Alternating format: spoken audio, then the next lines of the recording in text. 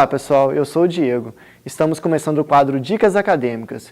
E o objetivo deste quadro é trazer profissionais de várias áreas e dar dicas aos alunos. E a nossa primeira convidada é a professora e coordenadora dos cursos de Jornalismo e Publicidade e Propaganda, Aline Maia.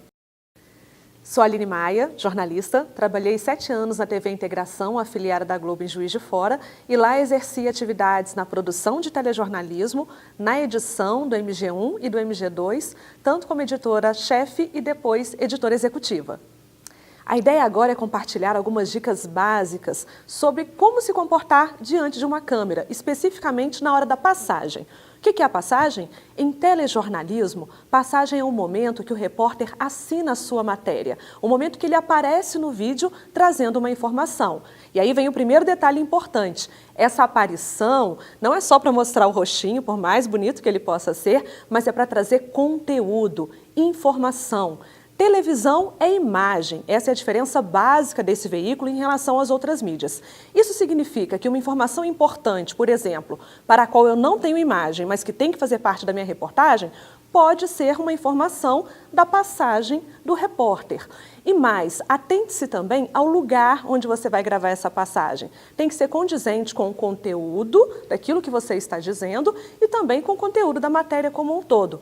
Em alguns momentos, e a gente tem observado muito isso recentemente, né, em matérias que trabalham mais a informalidade, a possibilidade da gente gravar passagens em 2 tempos, em 2 lugares, com o repórter caminhando, com o movimento de câmera. Isso tudo é possível, mas sempre tenha em mente: para a história que eu estou contando nessa reportagem, esse tipo de passagem está coerente? É eficaz? Não é para ser só uma brincadeirinha, para distrair o telespectador, mas sempre tem que levar informação. E pensando em informação, outra preocupação importante é com a vestimenta. A gente não deve utilizar nada que chame mais atenção do que a informação que a gente está levando para o nosso público, para o nosso telespectador. É certo que o terninho para as mulheres e o terno e gravata para os homens já tem sido abandonado aos poucos, né? A gente consegue observar isso mesmo em telejornais mais tradicionais. Mas ainda assim, novamente, você deve ter em mente o tipo de reportagem que você está produzindo, o público para quem você está falando, e isso vai ajudar a pensar a vestimenta a ser utilizada. Se você vai, por exemplo, cobrir uma partida de futebol, a camisa polo, e muitas emissoras, inclusive, costumam até ter uma camisa uniforme, né? É uma boa pedida. Se você está cobrindo, por exemplo, assuntos políticos, vai na Câmara de Vereadores, Câmara de Deputados, no Senado, uma roupa mais formal também será uma boa pedida. Atenção às cores. Cores neutras, novamente tendo em mente que você não deve chamar mais atenção do que a informação. As mulheres devem evitar decotes muito profundos, assim como brincos e cordões que chamem muita atenção. E para os homens, uma boa notícia, aquela história de que o homem tem que estar com a barba feita, pele lisinha. Não, não, não, não. A barba é bem-vinda, mas claro, estando bem aparada. Mas pensem bem, essas dicas valem muito para os telejornais diários. Se você trabalha, por exemplo, para um programa produzindo reportagens mais no campo do entretenimento, de cultura, a sua vestimenta pode ser mais informal, acompanhando o estilo do próprio programa e do público para o qual você fala. E mais uma dica interessante. Eu disse que passagem é o momento que o repórter assina a sua reportagem na TV, quando ele aparece no vídeo. Geralmente a gente usa o termo passagem quando essa aparição acontece no meio da matéria. Mas se você está assistindo, por exemplo, uma reportagem que já começa com o repórter, a gente vai chamar de abertura. Ou ainda, se você está assistindo uma reportagem que encerra com a presença do repórter trazendo uma informação, a gente chama de encerramento. Mais uma dica é sobre o posicionamento do entrevistado. Você pode orientá-lo a ficar levemente inclinado para você e para a câmera. Afinal, durante uma entrevista, principalmente se for ao vivo, a gente tem que lembrar que a conversa está acontecendo não somente entre nós dois, mas a gente tem uma terceira pessoa, você, do outro lado da telinha, participando dessa conversa com a gente. Se de repente ficamos nós dois o tempo todo nessa posição, é como se a gente excluísse quem nos assiste da nossa conversa. Você vira um mero observador. E o meu objetivo não é esse. O meu objetivo é que você participe conosco dessa entrevista. Se o próprio entrevistado perguntar como se posicionar, deixe-o à vontade, né? Numa posição levemente inclinada para você e para o público, e assim você vai conduzindo a sua entrevista.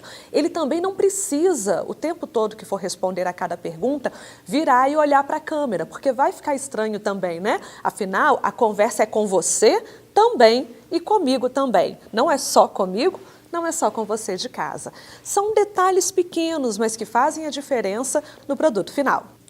Outra dica é sobre o uso do microfone, ferramenta importante de trabalho para os jornalistas de TV. Bem, nada de aproximar demais da boca e também não coloca lá embaixo, né? Ele tem que captar o seu áudio. Também não faça como cantores, não é assim que a gente vai utilizar, não é desta forma. Você, em geral, pode imaginar a distância do seu dedão, mas não deixe o dedão aqui não. Tire e ponto. Esta é uma boa posição, é um bom posicionamento para utilizar o microfone. E na hora de realizar uma entrevista, lembre-se de que este é um instrumento de trabalho do repórter. O microfone é seu. Então, ao entrevistar, sou eu que vou segurá-lo para o meu entrevistado poder responder aos meus questionamentos. E da mesma forma, para não intimidá-lo, não aproxime muito e também não deixe muito longe. Aqui, no meio do caminho, ele poderá responder, ele está confortável, não vai se sentir intimidado pelo microfone e, ao final da pergunta, retorno para mim. Atenção se você estiver realizando entrevistas com alguém que esteja segurando uma criança ao colo. Em geral, elas tendem a brincar, achando que o microfone é ali um instrumento de diversão. Mais do que nunca, mantenha-se firme, não deixe a criança pegar o microfone e, se isso acontecer, interrompa a gravação e retome novamente mais adiante, tá bom? É seu instrumento de trabalho. Até porque tem uma questão aí muito importante relacionada à própria empresa. Nesse microfone, em geral, tem uma canopla que identifica a emissora para a qual você trabalha. A partir do momento que você segura aquilo ali, você está representando também a sua instituição. Você não pode deixar na mão de qualquer pessoa. Obrigada para o meu entrevistado, né?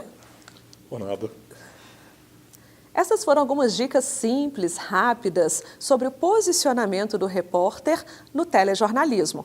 Aliás, telejornalismo, mas vale também para conteúdos produzidos pela web, ou seja, conteúdos jornalísticos audiovisuais de uma maneira geral. Espero que você tenha curtido. Até a próxima. Tchau! E aí, pessoal, gostaram das dicas? Fiquem ligados que em breve teremos muito mais. E para acompanhar esses novos vídeos e novidades, fiquem ligados em nossa página no Facebook e em nosso perfil no Instagram. Segue a gente lá, hein? Um abraço e valeu!